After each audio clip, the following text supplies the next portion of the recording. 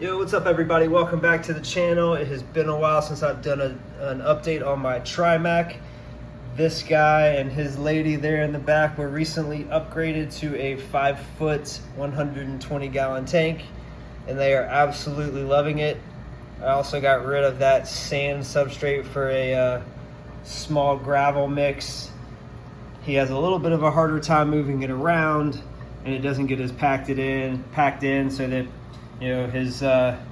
his waste and leftover food, of which there isn't much leftover food, but there's plenty of waste, doesn't get buried too deeply in there. But he is looking absolutely awesome right now. He is 11.5 inches and probably 2.5 inches across, as you'll see as he comes up to the glass to try to murder me. He's a very aggressive guy. And then there's his female. She is definitely putting on some breeding dress, and he is getting some black along the edges of his fins. So hopefully that means they're going to spawn again soon. It has been quite a while since they've spawned. I think December maybe, and it is currently August of the next year. I think a part of that was that the tank that they were in was much too small. It took me a little longer than I had liked to get them upgraded, because they had been kind of sandwiched into a 75 for a while, and he's just so big that he would not allow her to come out of her hiding spot here. So she's got a cutout of that piece of driftwood there that she can fit in and he can't, so gives her a chance to take a break from him whenever he gets a little too aggressive. But he has been much more tolerant of her ever since moving into this tank. But he is a big bad fish, and he is my absolute favorite.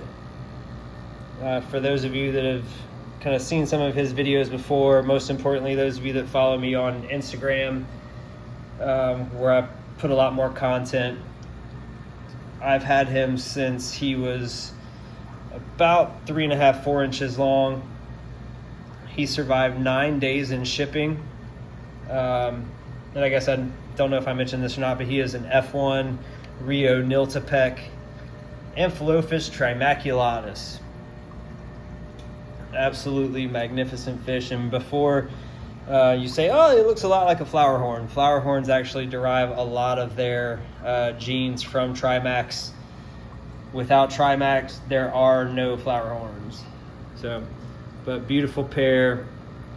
She's about, just for reference, I measured her when I put them into this tank a few weeks ago. Oh, look at her. She's about 8.5 inches, and he makes her look tiny. So she is not a small fish by any means, and she's got a pretty nice set of teeth on her, so she can hold her own against him. But he is one, well, I can't say it enough, he's just my favorite. He's my favorite fish in the fish room, or should I say fish garage. But I will shut up and just let you guys watch for another minute or so, and then we'll wrap it up.